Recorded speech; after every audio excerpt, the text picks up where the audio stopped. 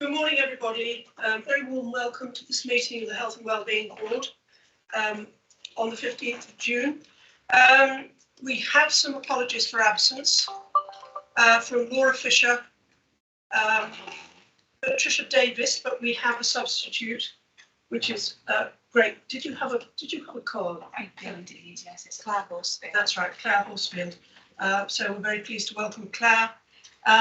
Simon Whitehouse, who is the co-chair, he's on holiday, and Sarah Ellis from the Robert Jones and Agnes Hunt Trust. Just to advise you that this meeting is being live streamed and recorded, and members of the public will be able to see the meeting and hear the audio. I think it would be a good idea if we just did a quick run around the room, just to advise, particularly those on the screen who is here today, and then we'll do the same with them. So I'll start off. I'm Councillor Cecilia Mockley. I am the portfolio holder for Adult Social Care, Health and Communities for Shropshire Council. Thank you, Chair. I'm Rachel Waddington, Executive Director for Health, Wellbeing and Prevention in Shropshire. Good morning. I'm Lynn Corley, Chief Officer at Healthwatch Shropshire. Good morning, I'm Claire Horsfield, Director of Operations and Chief AHP from Shropshire Community Health Trust. I am Jackie Jeffrey. I'm the Chief Officer at Citizens Advice Shropshire. I'm Jackie Jeffrey. I'm the Chief Officer at Citizens Advice Shropshire, but I am the VCSA representative on the Health and Wellbeing Board. Morning, I'm Paula Morstan, Assistant Director for Integration and Healthy Population at Shropshire Council. Good morning, I'm Tanya Miles, Executive Director from People at Shropshire Council. Michelle Dulson, Community Officer for Shropshire Council.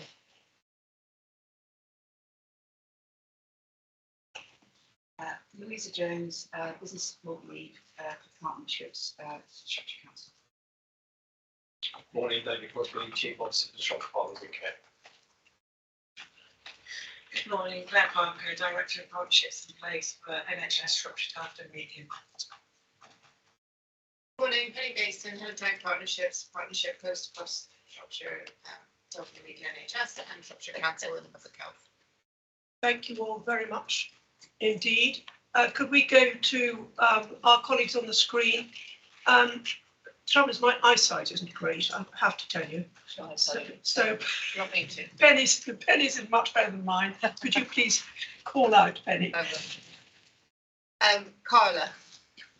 Hello, good morning, everybody. I'm Carla Bickley, Associate Director for Strategy and Partnerships at SAS. I'm here on behalf of Nigel Lee today, who sends his apologies. Thank you. Bernie. Bernie Lee, Consultant in Public Health with Shropshire Council. I will be joined by my colleague Victoria, a trainee in Public Health, who will be presenting the Healthy Weight Strategy. Naomi. Good morning, everyone. Naomi Roach, Programme Lead for Personalised Care, joint post with Public Health Shropshire Council and STW-ICB. Jess. Morning, everyone. Jess Edwards, Public Health Intelligence Manager, Shropshire Council. Bridie.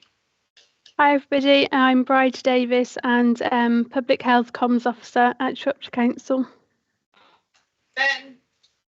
Good morning, Ben Hollands. I'm the Health and Wellbeing Strategy Implementation Manager, deputising for Professor Zachary Iqbal today. Dan. Good morning, everyone. My name is Darren Quinn. I'm the Assistant Chief Officer from Shropshire Fire and Rescue Service. Thank you. Victoria. Hi, Victoria Stanford, Public Health Registrar, here to present the draft Healthy Weight Strategy for Shropshire with Bernie Lee. Thank you. And I think Kathy. Hi, Kathy Levy, Public Health Development Officer, here with Bernie and Victoria. Thank you. And I think that's everyone. Did I miss anybody? Thank you. Well done. Thank you very much, Penny. I'm sorry about my eyesight, everybody. What I would just like to say how nice it is to welcome Representative Dan from the Fire Service. I think this is the first time we've had a member of the Fire Service. You're very welcome. Thank you very much for coming. No, thank you. Looking forward to looking forward to working with everyone. Thanks very much. That's lovely. Thanks very much. Let's move on to disclosable pecuniary interests. Just to remind members to disclose any pecuniary interests not already recorded in the register of interests, and that if they're in the room, they should leave the meeting, actually leave the meeting in whatever guise prior to those items being discussed. So do we have any pecuniary interests? No? Good, excellent. Minutes of the last meeting. Has everybody read these and can I sign them as a true record? Does anybody have any amendments? If not, can I move that the minutes of the Health and Wellbeing Board meeting held on April the 20th, 2023 be signed as a correct record? Thank you, Tanya. Could I have a seconder? Thank you, Rachel. That's lovely. I don't know what to sign them. What do you want me to sign them, Michelle? At the back or the front? Right.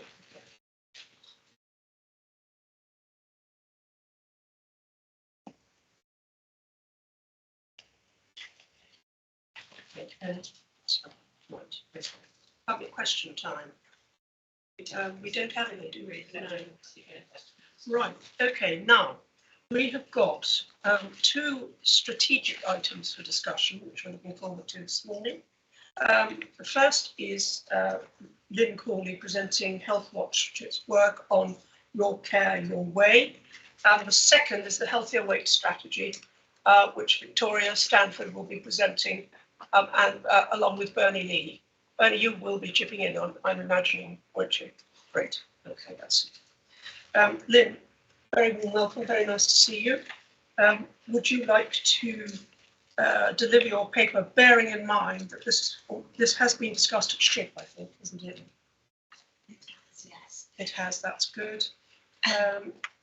And just to say before you start, additional connections were made between this paper and a piece of co-production work that was taken forward by PAC, the Parent and Carer Council, and taking part called Understand, Prepare, Prevent, UPP. Naomi. Naomi's on the screen, yeah. Naomi, yeah, you are there, aren't you? Might come in and describe that connection, but we'll let Lynn do her bit first. Okay. Sorry, Lynn, for that rather rambly preamble. No, thank you very much, Chair. And I just want to thank the board again for the opportunity to bring another report here. It's always really helpful for us to be able to share what the public have told us with this board. So today I'm just going to talk to you about some highlights from our report into meeting the communication needs of people across Shropshire as part of a wider Health Watch England campaign. But before I start, I just want to ask the people around the table and the virtual table, if you could put your hand up if you have heard of the NHS Accessible Information Standard. That's helpful because hopefully you've seen the paper. Could you put your hand up again if you would say that you could describe it to a member of the public? Okay. Don't be shy. I think I'm shy. Yeah, okay, so don't be shy, right? I think that is sort of representative of the challenge that we've got. So I'll just talk you through this and hopefully give you a little bit more information as we go along. And just by way of background, one of the reasons I'm so passionate about this is because I'm an ex-teacher and I worked with people 16 and over who weren't really used to reading detailed information. They wanted information in very small bite-sized chunks in language that they could understand and didn't always have a massive vocabulary. And I think that's also true of a lot of adults in Shropshire, because as a social worker and in my current role, I've worked with people who've got either very low literacy or no literacy at all. And so for me, it's so important that people have information that they can either read or understand and that they're given the support to do that. So what we did, so for those of you who aren't aware of this, the detail behind this, The NHS Accessible Information Standard became law in 2016, and it's part of all the equality legislation that we have in this country. And it's really about giving people who are disabled, people with sensory loss or impairment, and their carers, which is a really important point, that this also applies to carers, the right to get health and social care information in a way that they can understand it. And because it's called the NHS Accessible Information Standard, I think a lot of people don't appreciate that it also applies to social care services. And actually any public service should follow this standard by way of best practice, I suppose. So our first piece of work happened in 2017, where I worked with our entry review volunteers to go into GP practices to find out how they were implementing the standard. And I think it's fair to say that a lot of practices had never heard of it really, or they might have heard of it by name, but weren't sure of their responsibilities under it. So in those practices, they might be able to show me their hearing loop, but they weren't sure how it was working, or if it was working. Some of those loops were there for the professionals rather than the public. Notice boards were often unclear. Leaflets hadn't been checked to see if they were accessible and easy to understand. And so as part of our work, we're always trying to raise awareness to help services and the people that they work with. So in 2022, Healthwatch England, our national body, picked up on the Accessible Information Standard, working with RNIB, RNID, NENCAP and Sign Health to look at how this standard could be improved, because there are limitations to the standard. And I think one of the key things to note is that at the moment, the standard doesn't include people for whom English is not their first language. But it is considered to be good practice, obviously, to apply this standard to them. And it also doesn't pick up on those people who have that literacy issue because they either can't read or write for some reason. So what we did, we know that in this context, a survey isn't the best approach, but we put one on there anyway, just in case it could help us to capture more views. And in fact, we did get 18 responses to our online survey. But our primary focus was to go out and speak to people. So we did a focus group with people from Headway. So of course, those people have got an acquired brain injury, and that might include people who've experienced a stroke. We visited 8 groups in the community, including sight loss groups, macular groups, people with hearing loss and carers, as well as people with learning disabilities, to tell them about their rights under the standard, because not surprisingly, they weren't aware of it either. And I think this is one of the fundamental challenges of this standard. It is not the responsibility of the public to know their rights under this standard. It's the responsibility of the professionals working with them to tell them their rights and meet them. And so we also, as part of our raising awareness piece, attended the Learning Disability Partnership Board and the Autism Partnership Board to ask for their help to promote the project, and again, make them aware of the standards so that they knew how to share that information with other people.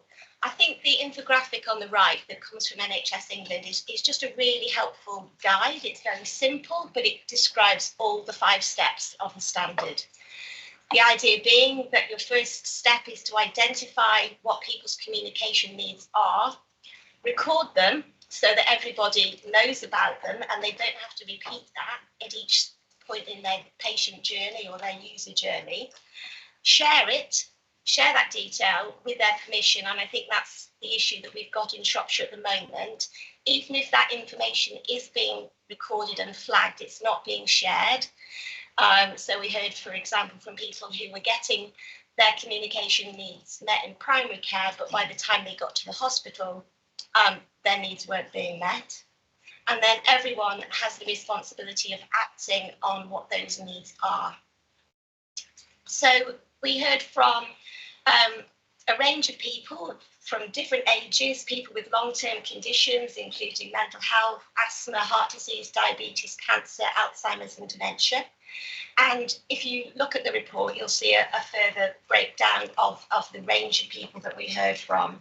you'll see that the majority of people were experiencing sight loss or sight impairment, but we also spoke to people with either a neurodevelopmental condition such as autism and ADHD. Now, at the moment, the standard does not specifically address the needs of people with autism and ADHD. But again, it is useful to know that it is good practice to consider their communication needs. So we asked 2 questions and their responses are compared here. So we asked how people received information currently about health and or social care. And obviously the majority of people receive either letters, through a face-to-face conversation, over the phone, and occasionally by text. But the second line is whether or not they felt that they could understand the information given in that way. And so you'll see that in the majority of cases, people felt that their understanding was limited. So there's also an onus on professionals to ensure that people are understanding the information they're given. So people describe their positive experiences, which we always want to highlight because we know there's a lot of people working in this system who are very passionate about doing the right thing for their patients and public. They're able to empathise, put themselves in that person's shoes and make sure that they have their needs met. So we heard about a nurse in the hospital who'd helped with meal choices because that person had needed pictures really, but they'd been able to describe what their options were, and then they were given a leaflet that had been provided by taking part. We also heard about people who found that the outpatients department had been supportive, bearing in mind that it's also sometimes the public who are helping each other. So the staff there were describing the chair that person needed to sit in because they had issues with sight, and they'd been supported to move around the department. Now, I've gone into the ophthalmology department on a number of occasions in the hospital, and it's a very cramped environment, very difficult to move around. And so I think it's really important that people who don't have a carer are helped by staff to navigate that. Otherwise, it's easy to walk into someone, trip over a chair or anything else that's left in that space. We also heard about dentists. So this lady described her daughter with learning disabilities, and they tried every dentist until one showed her everything, and that included the tools that they were going to use, their equipment, and what it did to help her to understand and be calm and allow them to do the procedure.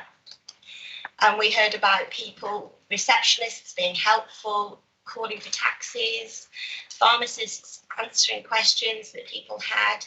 And also people told us about the technology that they were using. Now, we know that not everyone can access technology, but this is a place where sometimes technology is really helpful, particularly assistive technology. So people talked about free phone apps that they had where they could photograph documents and the app could read it to them. Some of them have no cost, some of them do have a cost.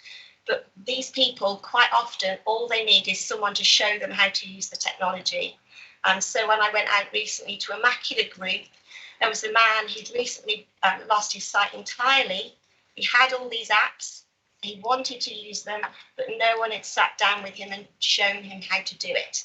And he was really frustrated. And unfortunately, it took a member of my team to sit down with him and talk him through it, because there was no one else available to do it. So people talked about the effects of not understanding health or social care information. I think this is really interesting piece of information, and also says a lot about the potential impact of people not understanding the information they're given.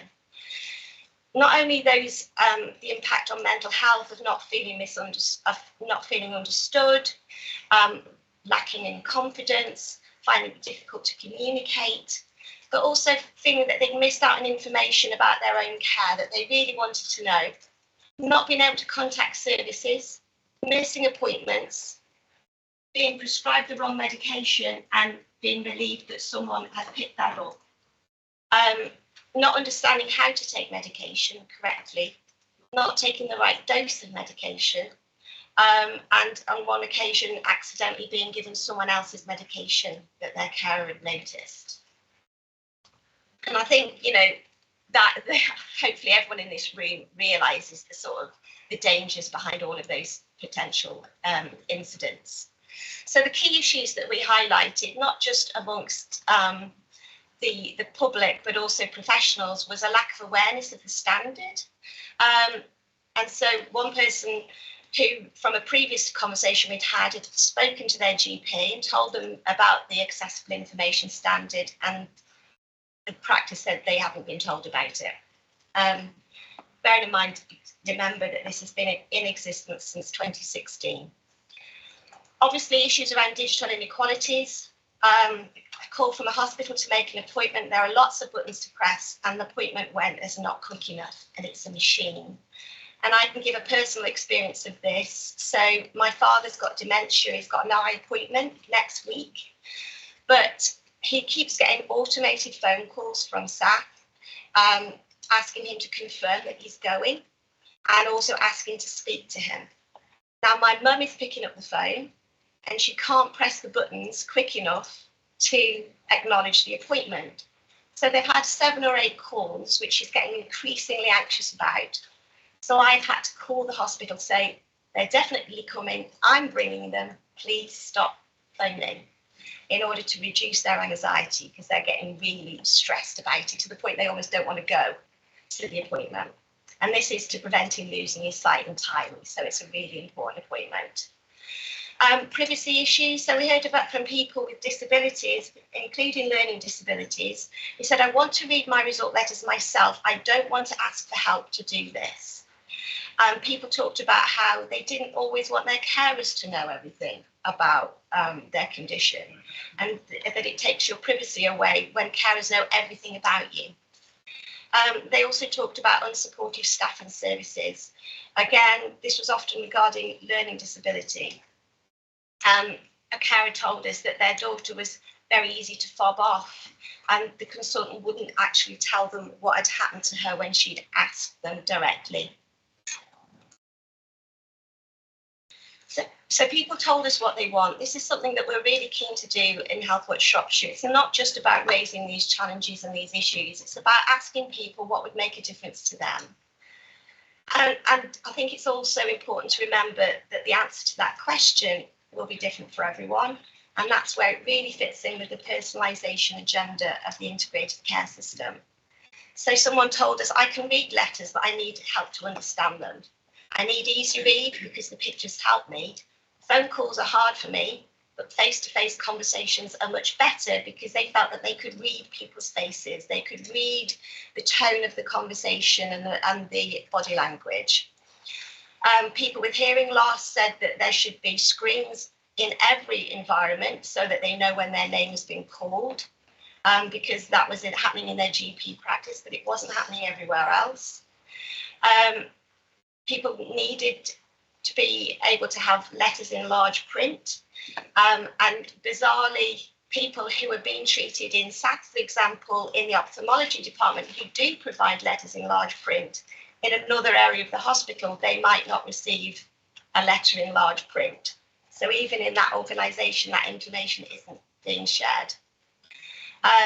I went into hospital about my eyes, and the doctor had a strong accent, and I had to ask them to explain more clearly so I could understand.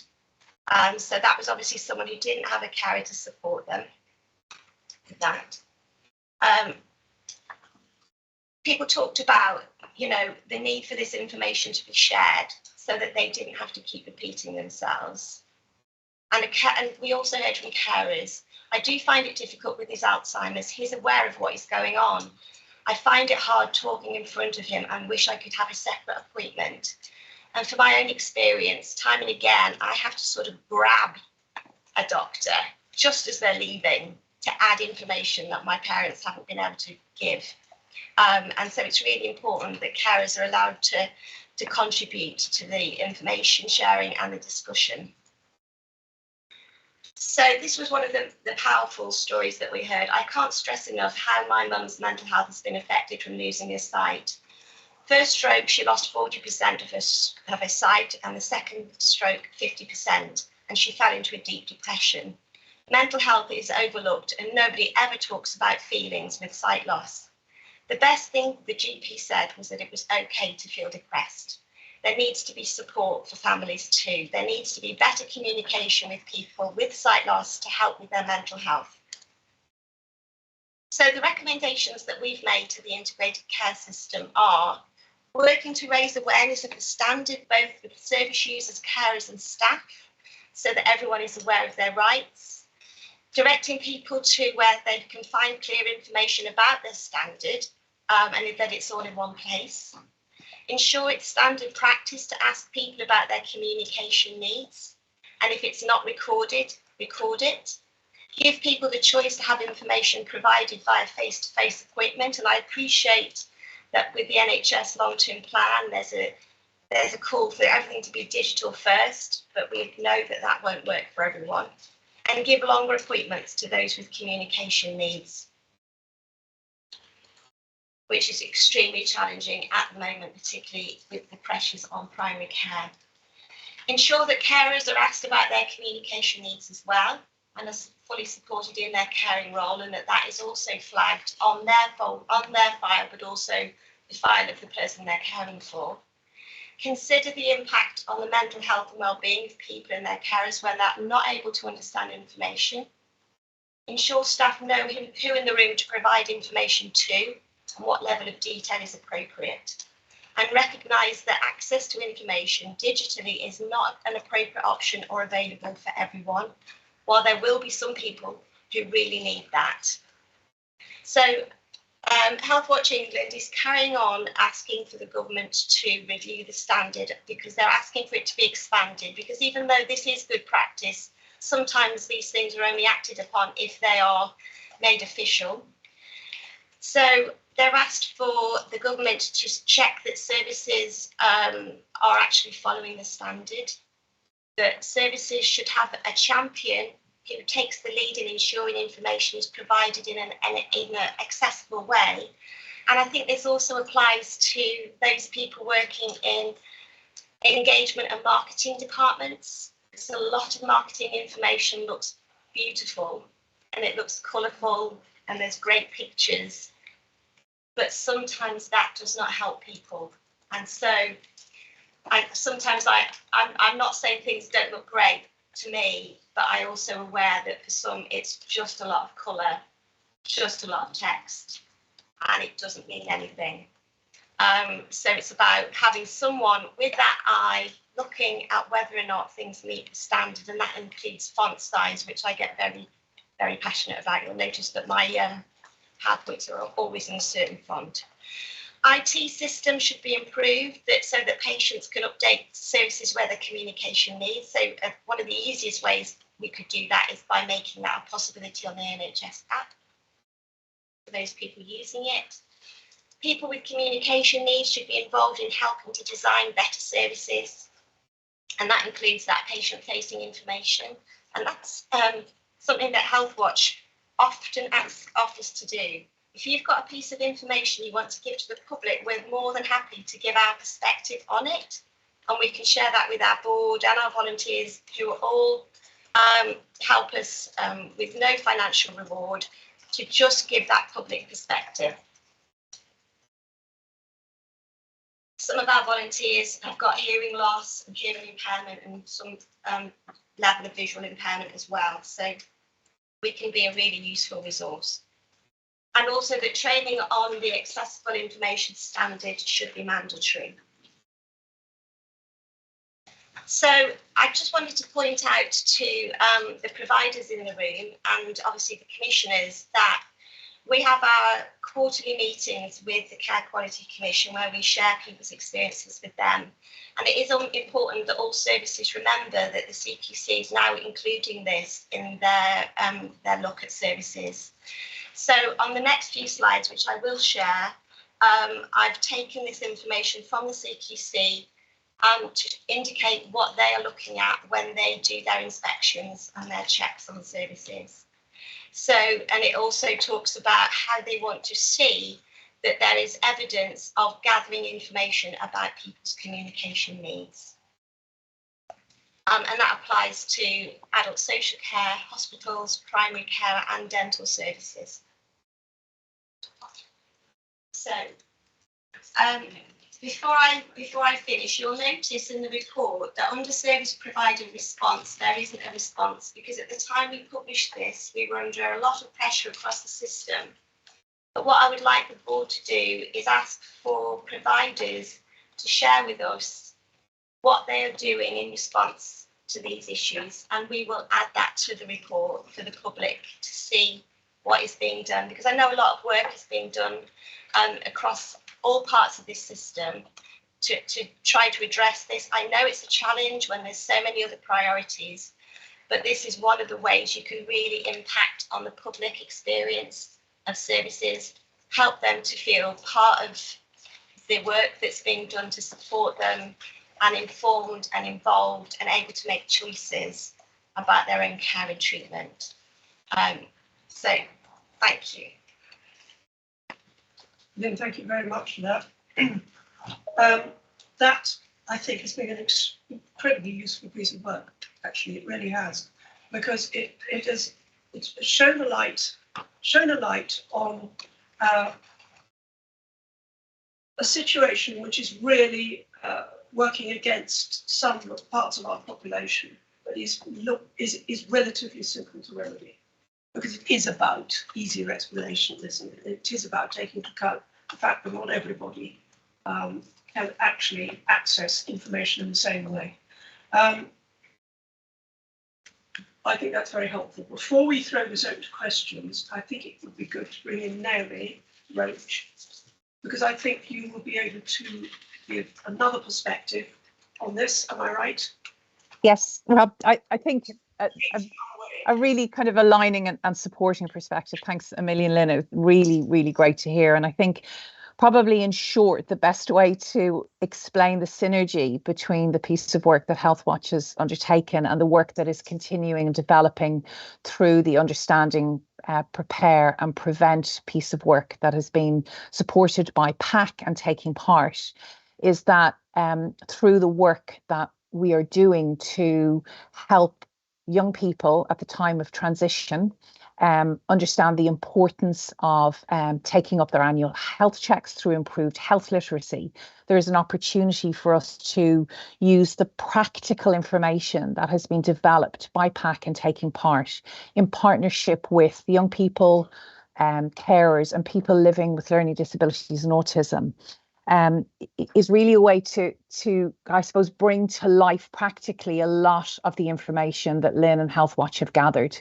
So PAC have developed, Taking Part have developed a toolkit which has been shared with the GP board and information that's been shared across the various transformation pieces of work across the system to really understand how we can practically inform the development and reasonable adjustments that need to be made for people to not only understand the process and the experience that they might have, but how we help inform our colleagues in health and social care about those reasonable adjustments that need to be made for people.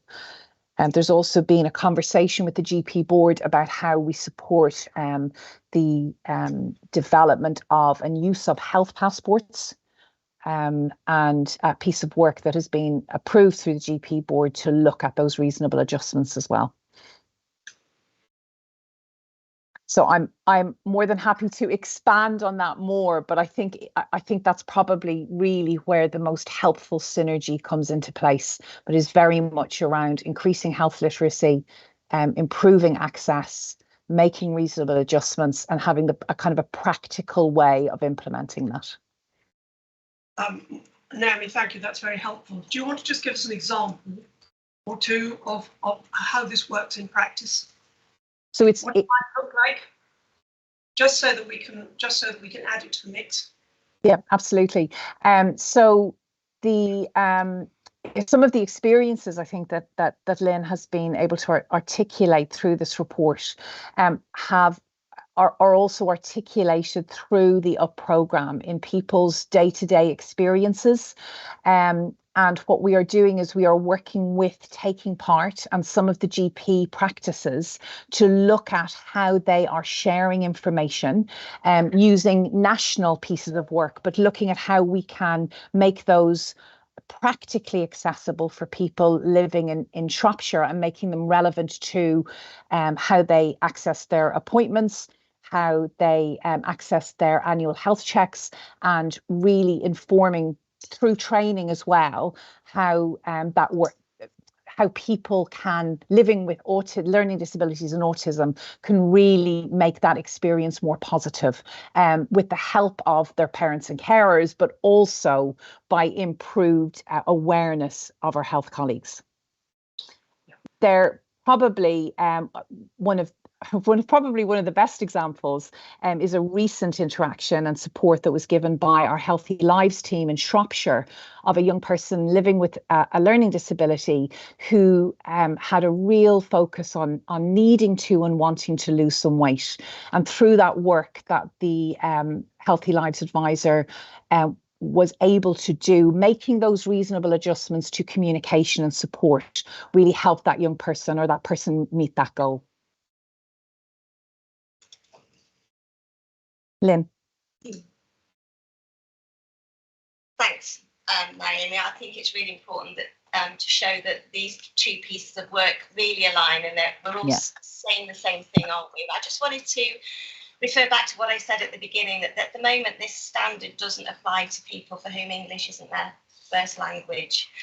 And I think, you know, as a system, we've still got a lot of work to do in that. Quite often that we hear that translation services, for example, aren't available when people need them. And for example, I heard from a woman who'd given birth at the hospital in Telford, and there wasn't anyone available who she could speak with easily during her time there. And she knew things hadn't been quite right, but no one had been able to explain to her what was happening. So she got her discharge letter and she had it translated. And it was only then that she realised the danger that her baby had been during the birth, and that she'd nearly lost her baby. And she hadn't known that until she had that letter translated. And, you know, we time and again hear from people who struggle to understand how our NHS system in particular works, struggle to understand how to access services. And quite a lot of people who can are choosing to go to clinics run by professionals from their own country of origin. So there's Polish clinics, Bulgarian clinics in this country that they have to pay to go to. But at least they feel confident that they will understand what is being said to them. And still a lot of people choosing to go back to their country of origin to receive treatment, because that is the only way they feel confident that they're getting the care that they need and they expect, because systems work so differently across the world. And so, for example, a lot of people don't understand the waiting process. They don't understand how services aren't aligned and how they need to go to 5 different consultants rather than go to one person to talk about their whole health issues.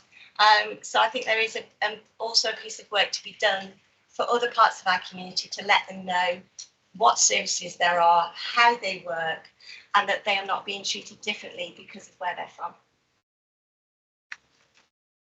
Thank you for that. Let's open this up now for discussion, questions, etc. Over to you. Paula. Thank you, and thanks, Lynn. That was a really helpful presentation, and great to hear that voice of lived experience at the start of the meeting. I guess for me, there's a really strong link here with the inequalities agenda, and I'm very much mindful that if we're serious about reducing inequalities across Shropshire, this is exactly one of the areas that we need to be working on. As you were talking, I had to look back at our Shropshire inequalities plan, so the plan that sets out where are we going in terms of reducing inequalities.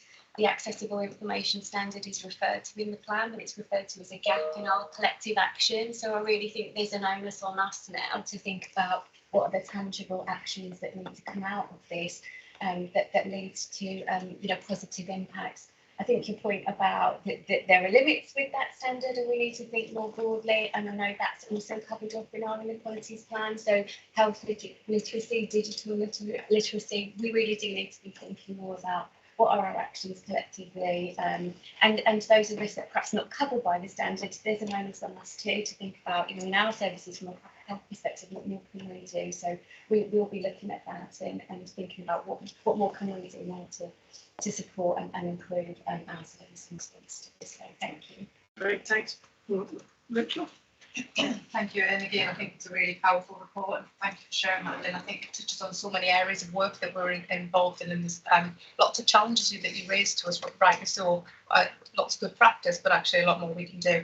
I think particularly I was qualities point, but I think around the digital issues, and we did have a conversation even just actually last week, I was going to say this week, some work through the social task force, that partnership group, to look at digital inclusion, forming a digital inclusion network, and this is one of the commitments. This really absolutely needs to be at the heart of that work.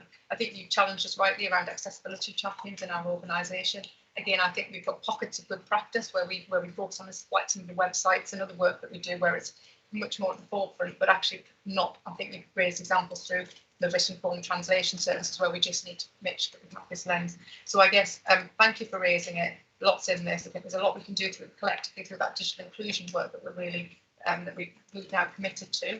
So we committed to developing a digital inclusion network across Shropshire to involve with our partners. I think, and as an organisation, I think taking forward those recommendations around the accessibility champion in particular, we'll take that away. And I think we need to be able to bring this back to the board to demonstrate progress, because as Paula said, it's in our plan that we've signed off, and this has been an ongoing, a rolling issue. And as you said, whilst we're aware of it, we need some clear action. So I think that's something we'll back to the document and bring back that role.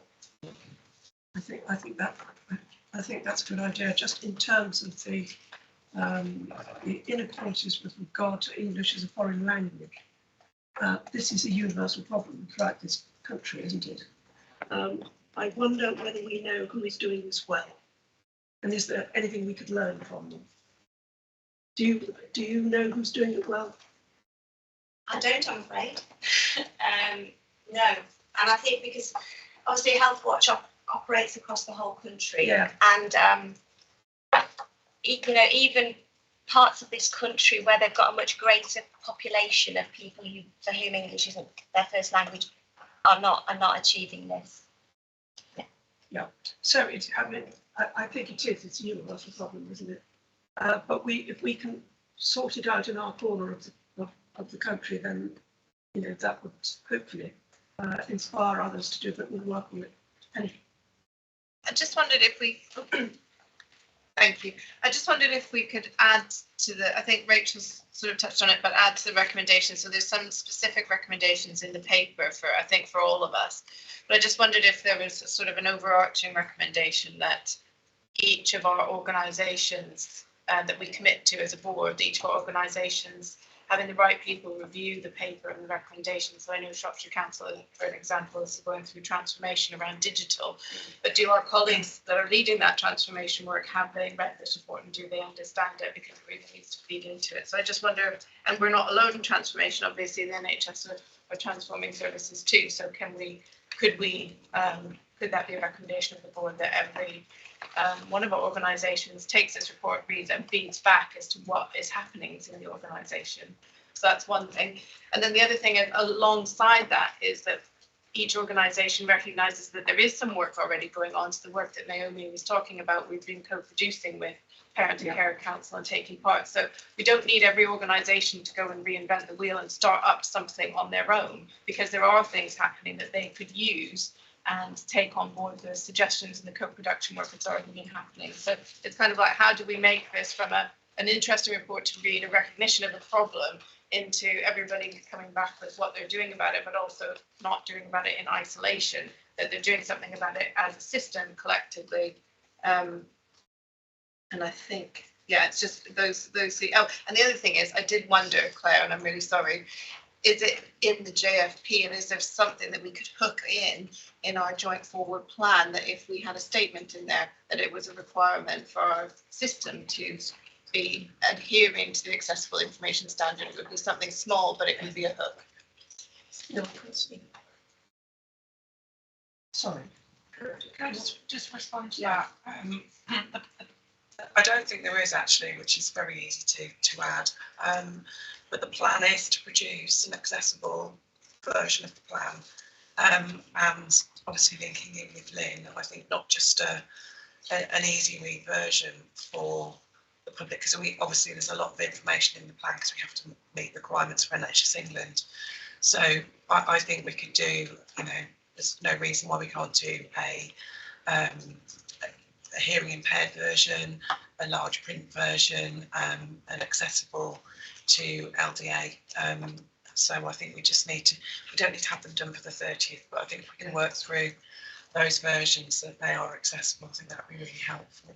But yeah, I mean, I put a line in that. Good idea, did you? Yeah. Ben, see you've got your hand up, right down at the bottom there. Thank you, Chair. Yeah, firstly, just to acknowledge the challenge. It resonates very strongly with me in my role, and obviously strikes straight to the heart of a lot of the inequalities issues that we face. And we will get a formal response back to you, Lynn. But also just to highlight that there is, significant work which happens around this issue at MPFT. So we do have EDI leads, equality and inclusion leads. There's a work stream in the Shropshire Care Group for this. We've appointed a lot of peer support workers to provide that kind of direct one-to-one support to mental health patients. Because a lot of the time our clinicians do spend on helping patients navigate the public sector system, whether that's around benefits or housing. So there's a broader challenge, I suppose, also to acknowledge there that the information they receive from other partner agencies also kind of contributes to some of that confusion and challenge. But ultimately we recognise there's a lot more work to do. We do provide EDI training as a statutory mandatory requirement for all staff. We do deliver health literacy training across the organisation, but that's not mandatory. I would like it to be mandatory, but it's not. But there are, significant bits and pieces which we're doing. And lastly, just on the digital side, of course, it's another whole conversation, but we're about to roll out a digital personal health record across MPFT, called Patients Know Best, which offers greater control to individuals. It's fully translatable into 60 different languages, but obviously comes with the caveat that digital is a challenge for some people. But it might be, Naomi, that's just worth touching base on that by the sounds of it. Thank you. Thank you very much, Ben. That's helpful. Anybody else? I'll come back to you in a sec. Is there anybody else who wants to comment or ask questions or anything else? If not, then we'll come back to you. Finally, I just wanted to talk to the group about the challenges behind Easy Read. So this is one of our reports that we were really, really keen to create an Easy Read version of so that we could share it with the people that we'd spoken to. But due to our limited budget, we couldn't afford the license to the images that we need to produce Easy Read. So we had to pay for a one-off fee for taking part to help us to produce an Easy Read document, which was over £300. So obviously it's not something that's available to us to do regularly, even though we know as the writers of this report that it is really important. And I just wonder if there's a system that we could find a workaround to enable every provider to be able to access the licenses to those images, because people with learning disabilities that we've spoken to don't really generally like cartoons or drawings. They prefer pictures of real people, because quite often they find those cartoons and drawings sort of infantilizing or patronising. And it's those photographs that are hardest to come by. One of the ways we could do it as a system is to create our own suite of images with our own service users that are then put into a bank, which we are then able to use in Easy Read reports as a whole system. And I think that would benefit not only health and care, but also the voluntary and community sector to have access to those resources that would really help us to meet some of this requirement in this standard. Rachel, do you want to just comment on that? I just thought that was an excellent idea. I mean, I think this is one of the things to explore for having an ICS around what the art of the possible is around sharing some of these solutions, things like translation support, all of that. I know we'll probably get into licensing and things like that, but it's work we absolutely could explore, and then the opportunity to share collectively some of our solutions is absolutely what an ICS should be about, and our health and wellbeing board should be about. So I think it. And just to reiterate that taking part provide a really valuable service, so I do encourage anyone to ask for their help and advice with producing an easy read document. Right. Can we move to the recommendations? Lynn, you've got a lot of recommendations here. I'm not quite sure whether you're rationing them out, depending upon your audience. But what is the recommendation that you would most like us to be putting forward? I think it's about raising awareness of the standard amongst professionals, so that they can then inform the people they're working with. Like so many things in our system, this should be something that is almost a default, that it's something that you think about, and I think it's sort of pinned in empathy and compassion. It's about checking that people are happy, that they understand what you're saying to them. And I think a lot of people do that automatically, but some people don't. And I think that would make a huge difference to a lot of people. Okay, we might have to get that transcribed into a nice short, sharp recommendation. But training, that's it. But given that there is a great deal of information in this, which is extremely useful, can we put together a recommendation, and will you take it on trust that it's going to reflect what Lynn is asking for? Is everybody happy with that? I know it's a little bit rather an unusual way of going about it, but it just seems to me that because there's so much, that we need to just actually try and zero in on exactly what is going to be the most helpful effort coming from this particular board. Is that all right, everybody? Okay, thank you. Thank you very much, Lynn. That was very helpful. Right, now we're moving on to the healthier weight strategy. And we have Victoria Stanford, and we've also got Bernie Lee, who are going to present this for us. Victoria, over to you. Thank you so much, and thank you to everyone who's here. Nice to see you all, and thank you for giving us the opportunity to bring back our discussion on the healthier weight strategy, which, as you know, we've been in discussion on this particular item for a little while now, and we last brought it to board where we really set the scene for both the scale of the problem in Shropshire and indeed the drivers. So here today we want to deliver to you our presentation on the draft, which we have now pulled together and presented in the paper, which you would have all received. So we're just going to give a very brief outline here to our draft strategy. Slides, please. Thank you.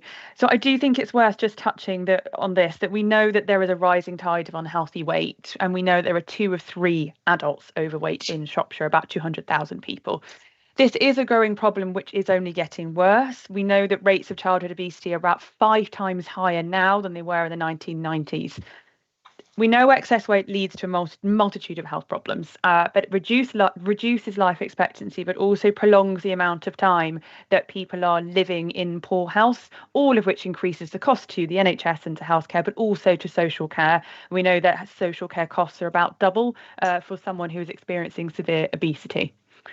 So our bodies are not designed for the environment in which we now live, where what we eat is less and less recognisable as real food. About 50% of what we eat now in the UK is consisting of ultra-processed food, and we are exposed to an increasingly time-poor, stressful and sedentary lifestyle.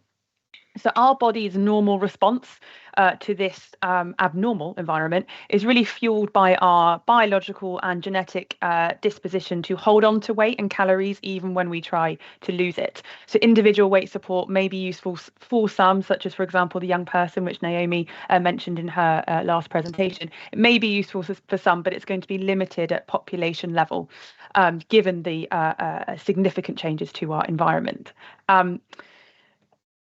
We also know that the focus on individuals does drive stigma and discrimination for those who are experiencing unhealthy weight, which really is counterproductive to the problem, which is why we know that preventing unhealthy weight in the first place, modifying our environment are really the absolute key here.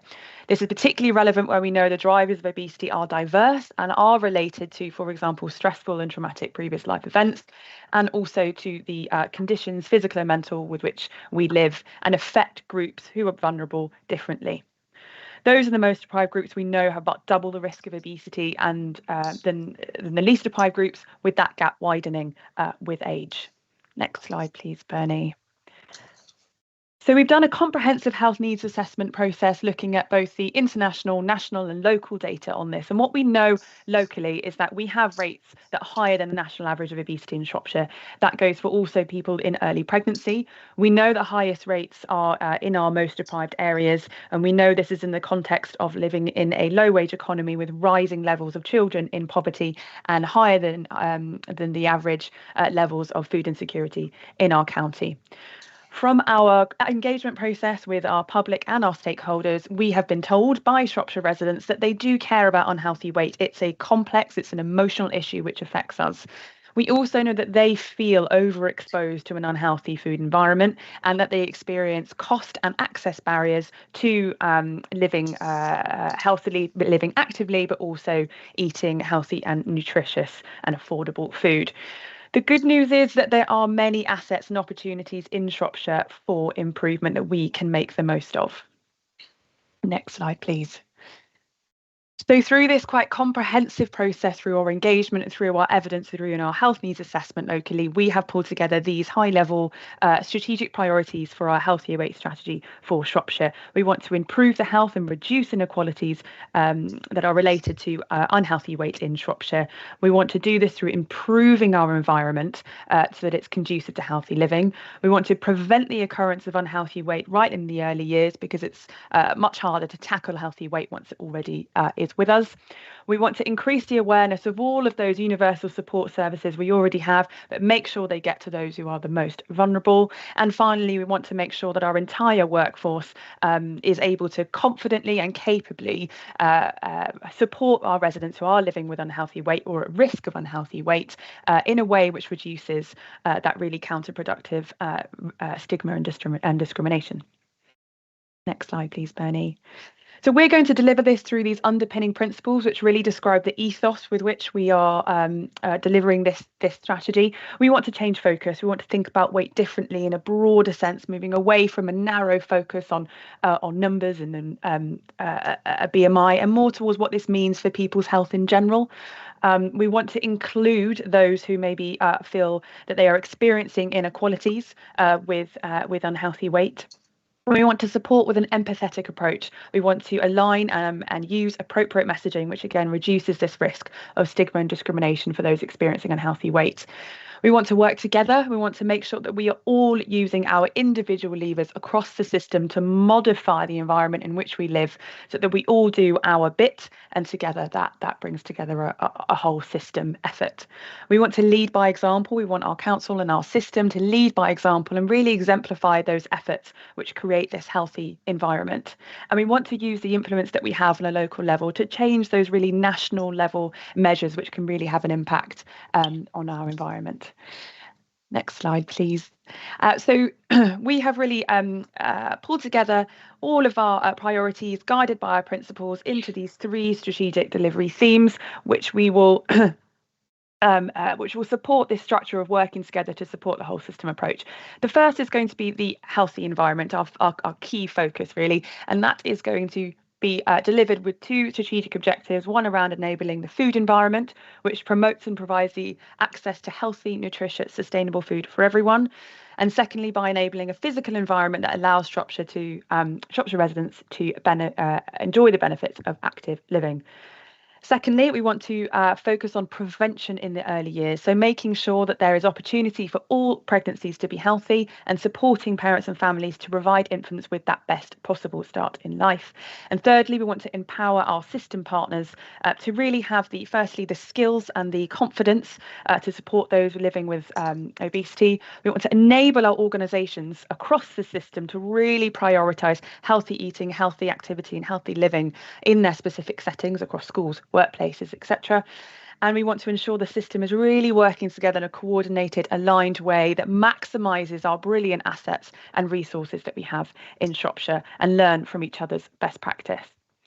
Next and final slide is our recommendations for the board. So we would recommend that our Health and Wellbeing Board firstly provide us with feedback and comments on our draft strategy, which you'll all see in the paper, attached to the paper. Secondly, we'd like to approve that this draft strategy goes out for public and stakeholder consultation.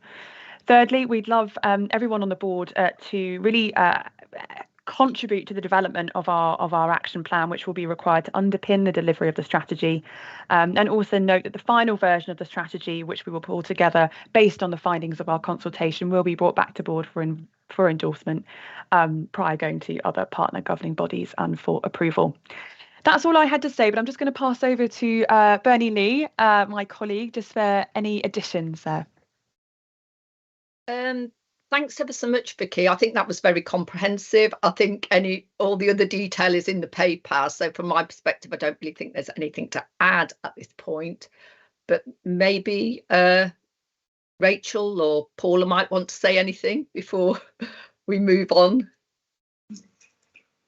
I guess I would just very quickly add that I think Bernie and Victoria and Kathy have done a really amazing job getting out and talking to, like, pretty much it feels like half of Shropshire they've engaged with in conversations with partners.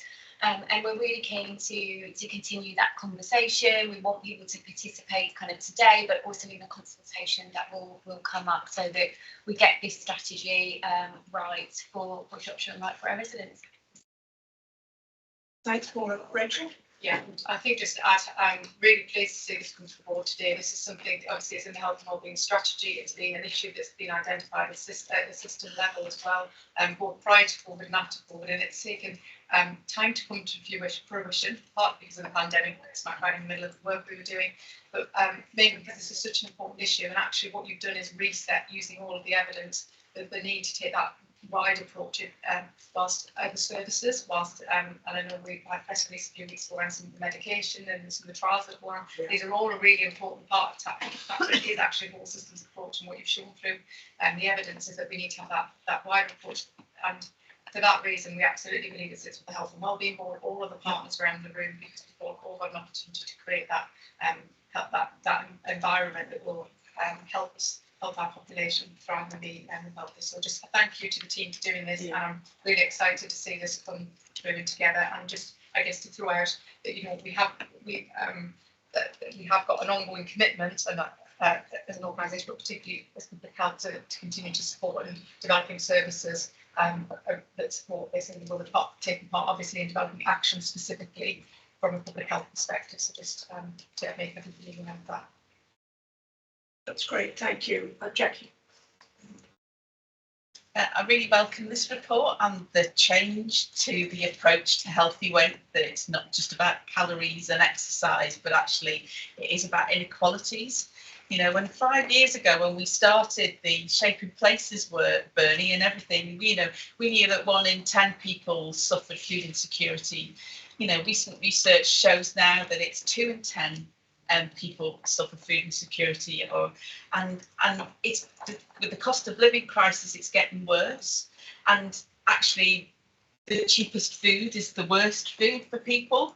So it's not just about people who can't cook, it's about having access to that wider food economy and making sure that access to good quality food, to actually maximising people's income, you know. And there's some emerging themes coming here from lots of the reports that are coming out, and the work we've done on the cost of living is clear information, tackling that stigma around, just not having enough money to it's not about not knowing how to cook or how to budget. It's just that you're just struggling on hardly any income, and the food banks are really struggling at the minute. I was talking to Church Stratton Food Bank, for example, spends £500 a week on supplementing the donations that they get to give food parcels out to people. And there's a concern that people are becoming reliant on food banks.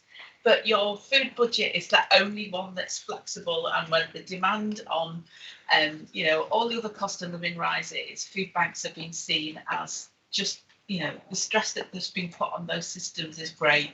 So yeah, information, support, making sure people are getting all their income. Healthy Start vouchers, we're still on it. The number of people that are applying for Healthy Start vouchers is going up, but it's still massively underclaimed. Millions of pounds of pension credit not claimed in Shropshire. So you've got a lot to do, but I really think this report's great and looks at actually, the wider detriments of live people. So just thank you. Thanks very much for that, Jackie. Claire. Yeah, Bernie knows how passionate I am about this particular area of work, and huge thanks to you and the team for pulling this together. I think it's fantastic. Two things for me around, I've got a bee in my bonnet about ultra processed foods also, and it's quite shocking when you actually look what an ultra processed food actually is.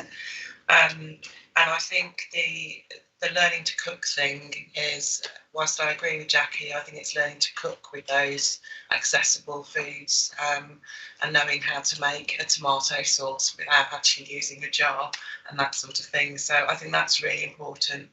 The bit I just wanted to pick on was the psychology support, particularly around not just individuals but families. And I know me and my girls, we stress eat, we comfort eat. I wish I was one of those people that couldn't eat when I'm anxious, but I don't. I just wondered what developments that we can put in the future around that. I can sort of see Ben there, because I know he's interested in this area as well. I'm really passionate about psychological support around healthy weight, because it's absolutely crucial. And then there's this balance with when you're talking to your, particularly if you've got, well, girls and boys now, but trying to manage their weight and their psychological lifestyles, how you do that without tipping them over into eating disorders, because that's the nervousness you get as a parent, that with social media you're going to have anorexic or bulimic children. So it's just thinking about all of those things from a psychologist's perspective. Thank you. Claire, thanks very much for that. I just wondered, I'll bring you in a second here. I just wondered, Bernie or Victoria, if you'd like to come back on that particular point, because I think it's a very, very apposite point. And it's not actually one that we touched on in our conversation yesterday, I don't think. Vicky, do you want me to say something on that? Yeah. Go for it, Benny. Yeah. So, I mean, I think it's really, really important. And I think, generally speaking, there is a sort of deficit in sort of the availability of psychological support more generally. But I think our Tier 3 service, through that, which is a very small service, there is psychological support available. And clearly that is not going to cover the great need which you are describing. I think a key sort of part of it, and something we considered early in our strategy development, was around looking from infancy at how not only feeding, children, weaning babies, onto healthy foods, but also starting to create what you'd say a good relationship with food, and not sort of, focusing on good food, bad food, that sort of thing, and just sort of seeing it as what it is, a fuel for the body. And so there's things that we can build in, and we should build in to the mainstream services. I know where I worked previously, we did look at how the sort of approach to weight management that's provided by universal services, and in our case we've got an excellent social prescribing service that provides support to individuals, how the way in which that is delivered can be tweaked so it is more sort of psychology informed, if want of a better way of saying it. But I think the point you raise is really important, and something I think we do need to reflect on as we take, our next steps with the development of this strategy. Thanks, Bernie. That's very helpful. Lynn. I just wanted to add my support to this conversation around psychology, because I'm really interested in this as well. And I think sometimes conversations around weight aren't the right place to start. For me, it's sometimes about someone's intrinsic self-worth and how they feel about their body and themselves. And particularly for children, I think it's about having a healthy relationship with your body and loving your body. And then that will influence what you fuel it with. And I think a large part of our population, it's not about mental health, it's about that psychological relationship between food and people. I know when I'm feeling awful, I can eat double-decker ice cream till there is no left. I can't buy it anymore. And also I've got this real problem with cereal. I think all cereal should be banned apart from porridge, because I think it's unhealthy and it's not good for children. And because of the sugar in it. But it all comes, and I think people get very sensitive when you talk weight. But if you talk about how much they care about themselves, self-care, self-worth, self-esteem, self-confidence, that could be the driver between their mind shift in what they put inside their bodies. Thank you, Liz. Kelly. Thanks. And I think I have put back to before Bernie and Victoria were just talking about and kind of linking to the psychological side of it. I think it's a really good, and as you've heard from the flavour of it is really hitting a positive note here. But I do think it feels like a standalone document, and maybe that's on purpose, but I feel that it needs to demonstrate a link back written in the document to the Health and Wellbeing Board to the joint forward plan around person-centred care and trauma, and some of that. So there's not, and that brings in some of its trauma isn't the only psychological side. There is more, and I recognise that from what you're saying, but it is one element as well. But I think that could be explicit in the plan, but also in the document around how do we hook in our partners across the system beyond this board around their role in the plan, and that is around how we work with people in a person-centred way. So I think that is one of the 3 key deliverable elements of the joint forward plan. So I think if we can make those connections from this strategy, then we can use the strategy to help us deliver the joint forward plan as a system. Thank you. That's helpful, Penny. Ben, did you want to come in? Yeah, just quickly, great report, thanks. Obviously, one of the biggest challenges for all health systems up and down the country, really, alongside our ageing populations.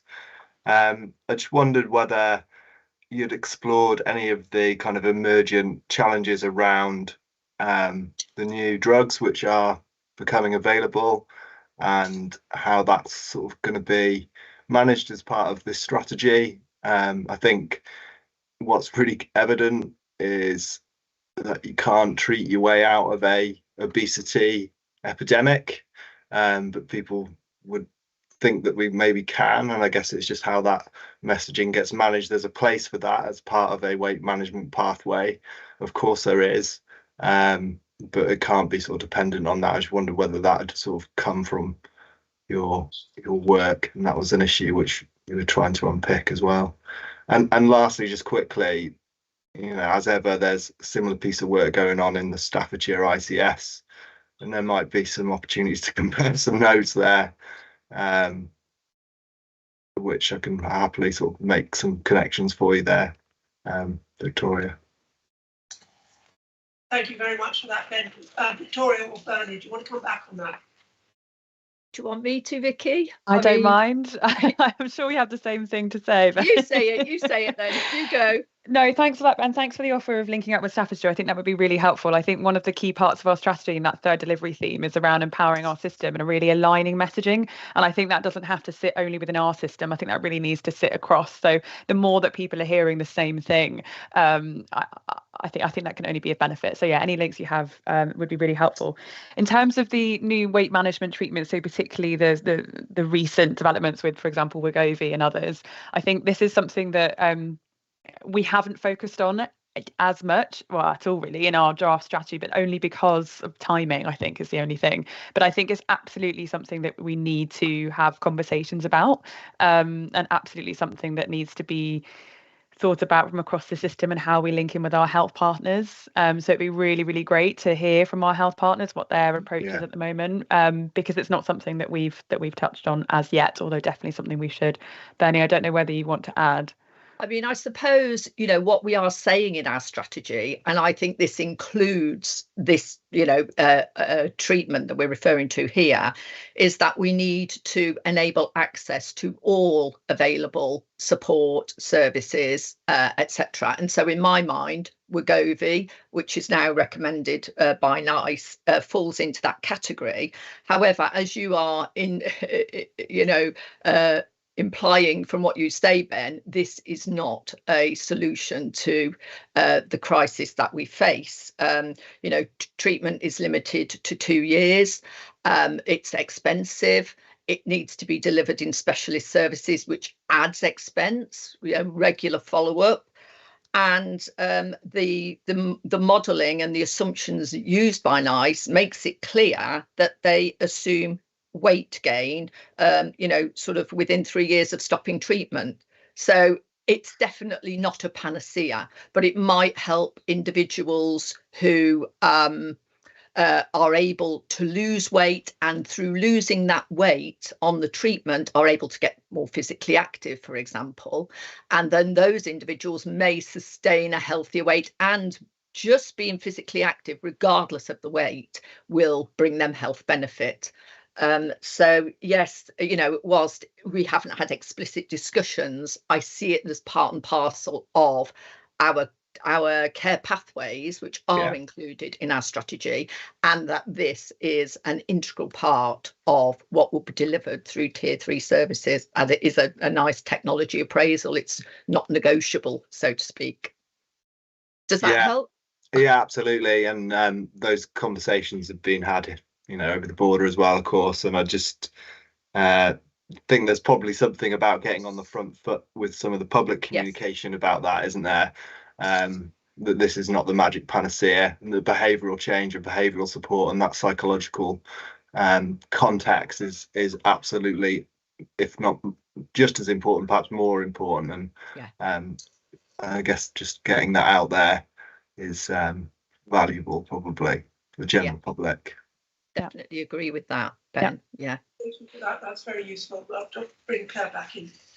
Yeah, it's just to say, I'm sure you have, just to connect in with the system-wide pharmacy team, so the chief pharmacist and the medicines management team, because they will have this in their sites, and link it to pathway, and they can support with the messaging. They do this as routine with new drugs when they come onto market pathways, and as you suggest, it will have a place. But yeah, there's not a pill for every ill. I've spent my career saying that as a pharmacist, so but hopefully that could be helpful if you link in with them, Bernie. Yeah, lovely. Okay, everybody, I think we've had a very good discussion about this subject, and the thing is we could go on for a good deal longer, but I think we won't. We'll draw it to a close now. Thank you all very much to everybody who's contributed, and we have a number of recommendations which we're asked to accept. The first is to provide feedback and comments on the draft strategy, which I think we've given plenty of. Approve the draft strategy for public and stakeholder consultation. Contribute to the development of the action plan required to underpin delivery of the strategy. And note that the final version of the strategy will return to the Health and Wellbeing Board for endorsement following a public and stakeholder consultation prior to going to partner governing bodies and council cabinet for approval. That sounds like a very good set of recommendations to me. Is everybody happy with that? Yep. Okay. Thank you both, Victoria and Bernie, very much. It was a very good discussion. Thank now, you for your support. Thank you. Thank you. not at all. Let us move on to SHIP and the Better Care Fund. Penny. Thank you, Chair. So this report is just from the SHIP side of things, is a regular report that this board receives to demonstrate actions and impact of the SHIP board. So that is just for assurance. The second bit of the report is around the Better Care Fund.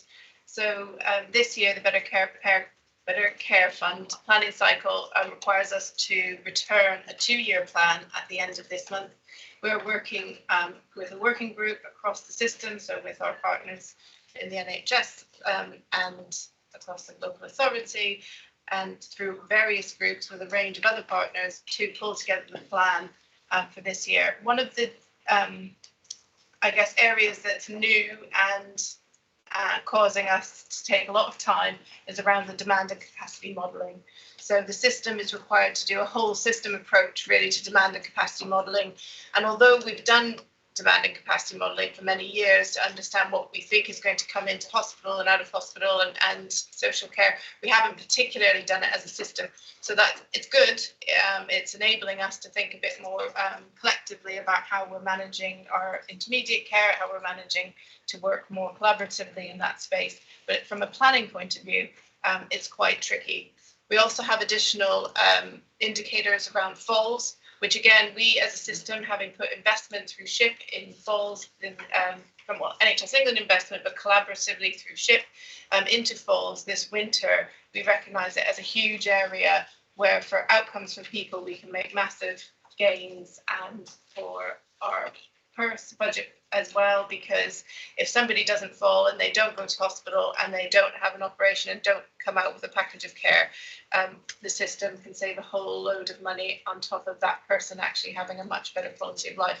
So so we're working through that as well and recognising that it's a building picture.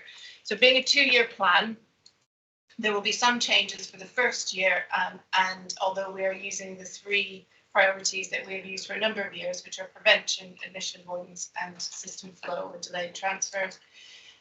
Many of the programmes that we've been working on with the Better Care Fund remain the same, particularly for the first year, recognising that the 2-year plan gives us an opportunity to make some changes, particularly around commissioning and how we can do more work together for the following year.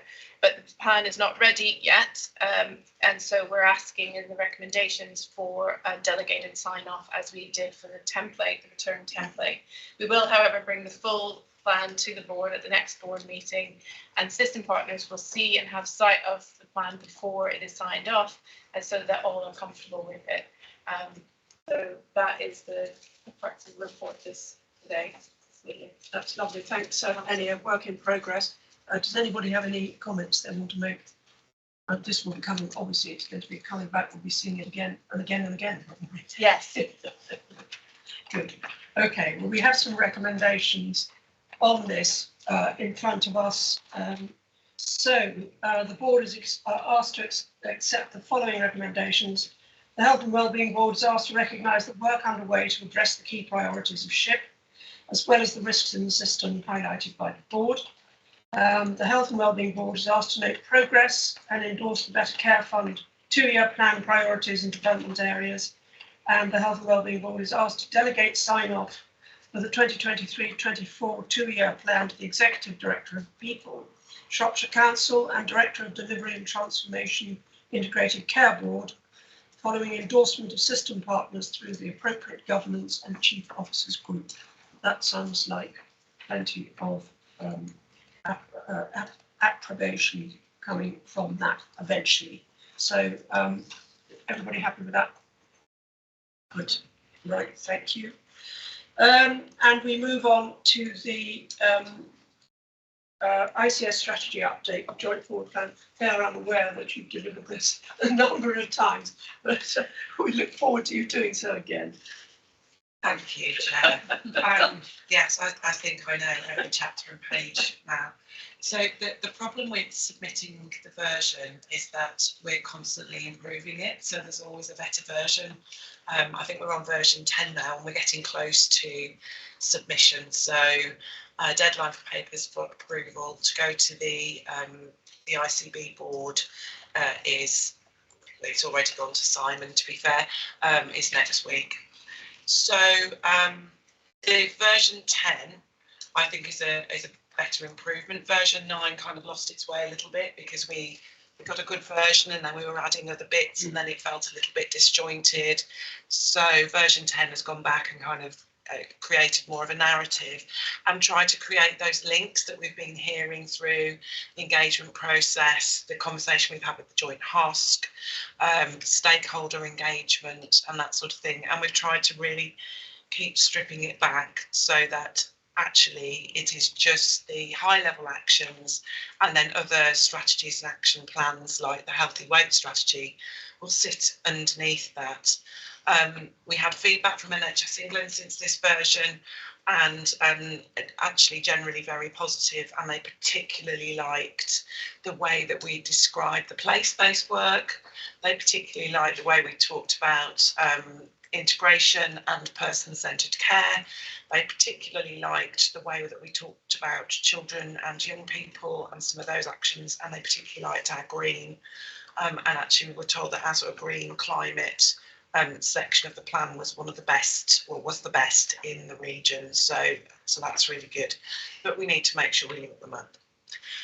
The last thing I want to say is, once it's submitted and published on the 30th of June, that is not putting it on a shelf to gather dust. That is just the next stage in the process of making this plan live. And I'm really keen that as we're doing continuous engagement, the survey that's happening at the moment, that we're constantly updating that plan and developing it and feeding into the other strategies and action plans around those priorities. We've also colour coded some of the ambitions, so where they're ambitions rather than actions. So actually, as we go forward, we can move some of those ambitions into actions and then close off some of the actions that we've delivered as we meet those timelines. And then the final thing is we've turned the, in the appendices, we've just turned the action plan more into a programme plan so that we can monitor and track and look at what the outcomes and impacts are of this, and hopefully you can see that there are greater links with what the public have said through our engagement and how it's informed actions and narrative through the plan. But I won't say any more than that. I'll just get the next version circulated for you to read. Thank you. Thank you very much for that, Claire.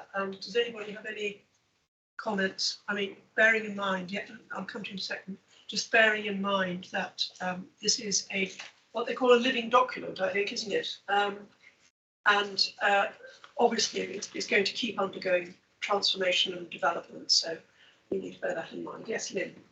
Firstly, I think it's really important to reiterate the point that it is a living document and that the public can continue to contribute their views and ideas about this as things emerge for them. And as I mentioned in the last board meeting, we're basing our forward plan for this year on that joint forward plan, but also the priorities of the Health and Wellbeing Board. And I did ask last time for people to come to me if they had any pieces of work that they felt that we should do. One of the challenges for Healthwatch is we do work in a 12-month cycle, and I know that most of the system doesn't, so they tend to work to 3-5-year plans. So at the moment, I just wanted to let you know that we're about to gather some feedback on virtual wards, which is one of the initiatives that's been used to address quite a few system challenges, but also improve the patient experience. We're also currently doing a piece of work around diabetes, which I think is a priority for quite a few organisations in this system. So if you can promote that with the people that you work with, that's people who are pre-diabetic and diabetic, that would be really helpful. And we are about to publish a report into people's experiences of raising concerns and complaints across health and social care. So if you've got any thoughts about the work that we could do later in the year, please do come back to us, because we're keen to make sure that the feedback we gather can inform some of these developing programmes of work, but also the plans that are being put in place. Thank you. Right. Any more? Rachel? Just to mention again, this strategy and then this that goes out to ensure that we deliver the strategy, I mean the integrated care strategy, but obviously to health and wellbeing strategy, it's all tied up together and that flows there. I think that again, partnership work and the joint working around that is absolutely critical and valuable. And the fact that we deliver, which is the challenge we've had in every meeting where strategy and this has been delivered, can we see the difference and that monitoring the difference? I think the action plan of it is critical, isn't it? And linking that back to the outcomes and the strategy. So I think that's that kind of assurance for the public that that's how we're going to make some of this loop and hold ourselves to account. And just to say, I think the living doc this, you know, again, I'm just highlighting we're going to have our JSNA paper, the importance of us constantly feeding those views back. So whilst we're collecting all of this intelligence from our population, absolutely that constant cycle, and that will help us with the really local place-based working that we want to do, which is I'm glad that anything have been recognised how powerful that is and how much we, particularly in rural areas such as Shropshire, value that work, and that will be a significant part of our approach going forward. So it's great to see that all coming through the document as well as the overall approach. Lovely. Thank you, Rachel. Anyone? No. So we're asked to note agreement and publication of the draft plan. I think we're very happy to do. Thank you very much, Steph. Now, moving on, we come to an update on vaping and children and young people. Paula, you're going to take this. I am, yes, thank you. So I'm presenting this to the board today on behalf of Gordon Coshane, who is one of our consultants in public health. The report itself is an update on the work that the vaping task and finish group have been leading. As part of that, you will have seen that they have developed a position statement, and I'll come on to that in a little bit more detail in a minute. The report also talks about some of the additional work that's been happening. So they are looking to do further comms directly with children and young people and with parents and carers.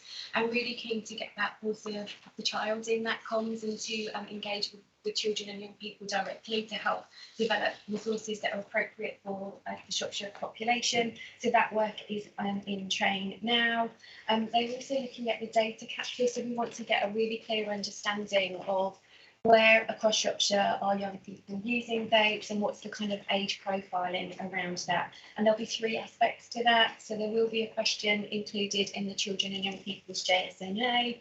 We will be doing focus groups directly with children and young people, and through our partnership work with Shropshire Community NHS Trust and the Public Health Nursing Service, they will be including a question on vaping in their school survey. So I think that will really help us to build a picture of what's happening locally.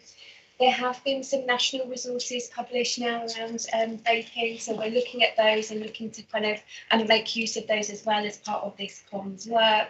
And the final thing, just in terms of the report itself, is that there is a national call for evidence around children, young people and vaping. Gordon is coordinating a response for Shropshire, so if anyone wants to contact him with your thoughts, he will make sure that those are built into the response that goes on behalf of Shropshire. In terms of the position statement itself, if the technology allows me, I will just pop it up briefly on the screen. People to see. That's coming up this way by the looks of things. It'll work. Yeah, there we go. So this is the position statement that Gordon has developed, working closely with a range of partners across the system. I think what's really helpful to point out at the start in that Shropshire stance, it doesn't seem to be allowing me to move it forward. Hold on. There we go. Is that there is a joint statement from Rachel in her role as Executive Director of Health, but also Director of Public Health, from Tanya, and that's really recognising the links with the exploitation agenda. We know really strongly that similar to the county lines issue and drugs, that there's that link with vape. So we wanted to make sure that was really strongly reflected here. We also know that there is a trading standards issue around vapes and the non-compliance issue, and so we've got information about that. And then the third person was Dr. Nick White, who's the Chief Medical Officer for NHS Shropshire Health and Wrekin. So I think that was a really helpful for the three of them to come together and to give that really firm position for Shropshire that vapes are not for children. We don't know, there is no evidence around the use of vapes for children and young people. And so the healthiest thing is for people not, for children and young people not to use vapes. The only evidence we know around vapes is in relation to them being a quick aid for adult smokers, and that evidence is only in the short to medium term. So we don't know what the long-term effects of continuing to use vapes if you are an adult are. So we're kind of, unfortunately, this generation that are starting to use vapes will be the one that we do our most learning from. So our view is the safest and healthiest option is not to vape or to smoke. The position statement gives a bit of background to what vapes are and e-cigarettes. It describes that current evidence of vaping and how it's used.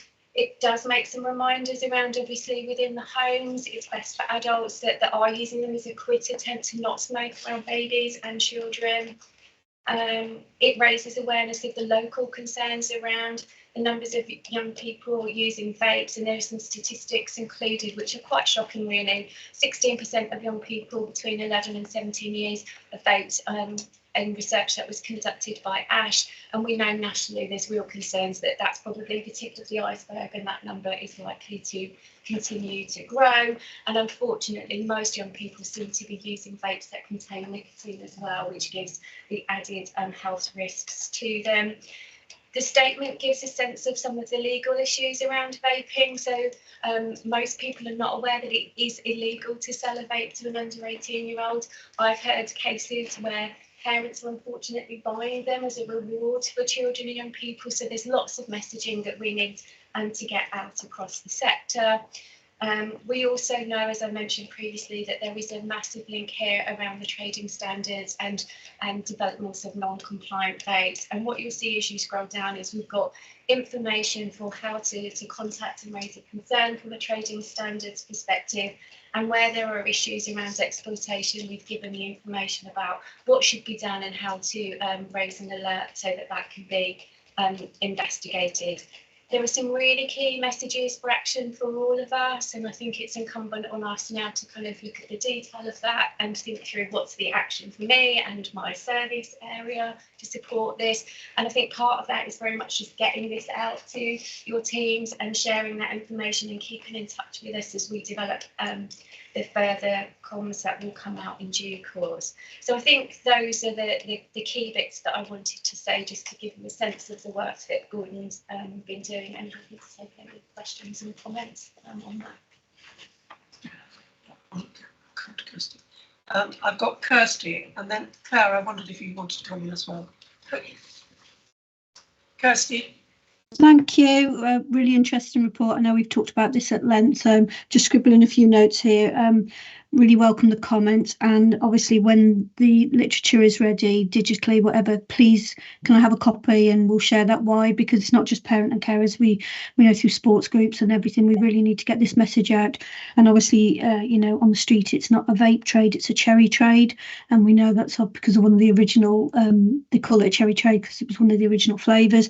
And you know, this really is very real. And it is very real in Shropshire, the trading of vapes. So, you know, we need to share the comms and the, you know, the information as soon as that comes through. So I'm really passionate about that. I'm really keen to hear about the resources and how we can share that through all our teams with everybody that works with children. And just a big shout out actually regarding legalities, you touched on it there, you know, we have worked with the police and we've had some really good results recently about that with the licensing team. So thank you to them that they are really listening to us and taking this very seriously, and we have had some really good results. So anything I can do to support this, I'm really passionate about. So thank you. Thanks very much for that, Kirsty. Could we have Claire and then Tanya? Yeah, thank you. It's a really good report, really for what I'd say from our perspective. Sorry, Claire, have you got your thing on? Yes, it's lit up. Yes. Could you shout into it? I can shout. Yes, I can shout. Is that better actually? Yeah, that's awesome. So thank you. It's a really good report. From our perspective in the community trust, it's our school nursing teams, isn't it, and our public health team. So my action that I've been scribbling down very quickly here is to ensure that we socialise this with them so that they're very much aware of the issue of vaping in children and young people. I'm sure they are. But the most important point then is, what do they do thereafter? What are they looking for, and how do they then access the help that they need? So thank you, and I'll make sure that that's actually. And I can confirm to you that they're actually part of the task and finish group. So I think we've had really good support from the team around this, because it's coming up on their radar all the time in the interactions, both with young people, but actually with teachers.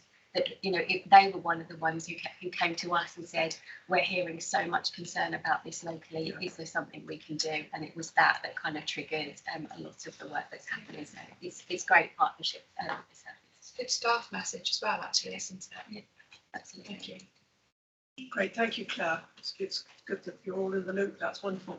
Anya. Thank you, Chair. So thank you very much to the Task and Finish group for focusing on this really real issue that we've got here in Shropshire right now. You'll be aware that I raised this following the report that we had around vaping being used as an alternative to smoking, and my very real concerns when I talked to the heads of Shropshire schools around vaping being a very live and risky issue for those schools currently in Shropshire.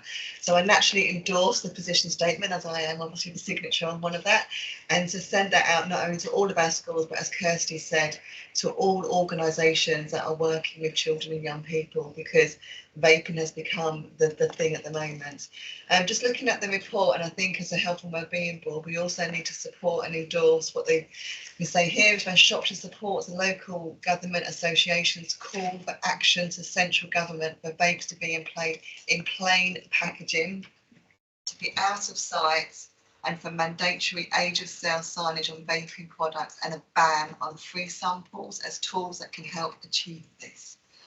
I won't go on about the reasons for that, but I think it's really important that as a Health and Wellbeing Board, we also support that recommendation too. Thank you very much. I would completely agree with that, and I think the latest information I've heard is that the legal loophole that allows those free samples is being closed. So that's, you know, a step in the right direction. Completely agree with you about the plain packaging. And I guess the other link here that we've not mentioned is the environmental impact. We know that lots of people are concerned about the use of disposable vapes and what that's doing to our environment. So this is such a cross-cutting issue. I think it's important we bring it back and we continue to have that conversation and the updates here.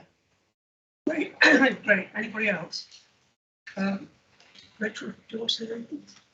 Only that I obviously fully endorse your position statements. I'm on that, and the additional recommendations. I think the more that we highlight this and raise awareness, particularly as some of the feedback around parents and not recognising some of those concerns, because the way this is being marketed, and I think the more better we need to be really strong as a Health and Wellbeing Board. It'd be great to do some comms directly on the back of this. Yes. And Bridie's dropped off, but I think we can pick that up outside the meeting. Excellent idea. I think we should do some comments on this, because it is such a problem. We know it's a big problem in our county, but it's a big problem all around the country at the moment, I think, as well. So we've got a recommendation that the board is asked to receive a report for information to raise awareness and share the position statement on underage vaping for those working in education establishments, professionals, and others working with children and young people who vape. But then I think we should also add in the point about supporting the LGA call for action, banning free samples, and insisting on plain packaging for all vaping products. So shall we put that in as well? Are you happy with that, Paula? Yes. Good, thanks. Great. Right, we seem to have shot through our reports for approval of recommendation, and we're now into reports for information, the first of which is the health protection update, and that's Rachel. Yeah, thank you. This is just one of our regular items that's there, to keep updated on. Nothing particular to note, apart from I did want to flag the vaccination programme, the spring booster campaign. You'll have seen lots of media around that. We have had, for this board's information, we've had challenges raised around access in parts of the county around, but obviously we remain with our focus on inequalities, and we've been working really closely together with colleagues at Shropcom, with our own outreach teams, to look at that information and ensure that we can target as many people as we do through the campaign. So just to highlight that within that report. That's obviously encourage everybody to get there. Get their jabs. Yeah, everybody must get their jabs. Yeah, that's fine. So can we move on to the JSNA update? Which is you as well. Yeah, again, it's been all changed. We want to keep the forward abreast of the ongoing rollout of the JSNA, and particularly in this report highlights the children and people's needs assessment that we're doing. That we are there's some specific chapters within that report that colleagues will be aware of. I suggest for the next meeting we may bring a fuller report back that we can discuss and some of those findings. Good idea. Okay. Thank you. I think the JSNA information is really helpful, and again, just to go back to the joint forward plan, that's why it's really important to make that a live document, because it needs to follow and track the additional information that the JSNA tracks on. So thank you. Quite agree with you. That's a good point. Fine. That's. It'd be good to see a bit more about the children and young people needs assessment next time. So that'd be great. Healthy Lives update. Let's do it. Again, this papers for information. It's this particular the meeting, the Healthy Lives work at this point is focused mainly on some of the vaping work, so we'll also pick that up separately. We'll continue to keep these on the agenda and bring them forward for more discussion. Okay, that's lovely. And all of a sudden we seem to be at the chair's updates group close. So may I report to you correspondence from NHS England, the effect that we've had the following notifications from NHS England about changes in pharmacy ownership. And most of these seem to affect, in fact all of them seem to affect Lloyd's pharmacists, pharmacies around the place. First of all, Lloyd's pharmacy in Burntwood Shopping Centre is now owned by Little Over Healthcare UK. Lloyd's Pharmacy Limited at 4 Rugeley Road, Chase Terrace, Walsall is now owned by Little Over Healthcare UK Limited. Lloyd's Pharmacy Limited at Park Medical Centre, Ballhay Road, Leek is now owned by LPST17 Limited. Lloyd's Pharmacy at 116 to 119 Lower Jailford, Ludlow is now owned by Gill and Nagra Limited. And finally, Lloyd's Pharmacy at Sandy Lane Health Centre, Rugeley is now owned by LPST17 Limited. Just going to pick up, Chair. I think some of those may be related to the Staffordshire and Stalker. Yes, I think so I think we'll double check them with the papers, make sure that we've got any updates around our own Lloyd's Pharmacy circuit. Yes, as well. Well, the one in Ludlow has already changed its name, so it's obviously already happened in this, and obviously we'll place a summary on the council website. So now, yes, Lynn. Just following on from the list of pharmacies, something that seems to be emerging about the Lloyd's pharmacies closure and becoming something else is some of those pharmacies, I believe, provided a prescription delivery service that patients were paying for, and I'm not entirely sure that that contract is passed over to the new providers, so that some members of the public will have paid and believe that they're still going to get their deliveries, and they're not going to receive them, and so they'll either end up out of pocket or without the medication that they need. And so I just wonder if the system can do anything to support that issue, because it might become quite a big problem, or at least notifying people that it might be the case, and they'll need to make other arrangements. Unfortunately, it's not part of the pharmacy core contract, and it's a private arrangement between an individual. In the old days, when I was a community pharmacist, we didn't charge for delivery for patients, but I understand if you're trolling around Shropshire, it's probably pretty heavy on the petrol. What I'll do, though, is I will raise it with, we've got a community pharmacy link worker that works with our pharmacy team, but I will raise it with them so they can speak to the pharmacy and find out what the arrangements are, so that they can make sure that people are not either out of pocket or are aware of what's happening with the service as they change over. But unfortunately, because it's not a contractual arrangement, there's very little we can do apart from help support the pharmacy and the people that use it. That's helpful. Well, I think that's a good deal better than nothing, because we don't want people out of pocket, as we said. Thank you for bringing that up then. Right, I'm now formally going to close the meeting and thank everybody for their attendance. I think it's been a good meeting in terms of the fact that you've got through quite a lot of good business here this morning. So I'm very grateful to you all for your input. Thanks so much. Now, do we wait till? Yeah. Till it's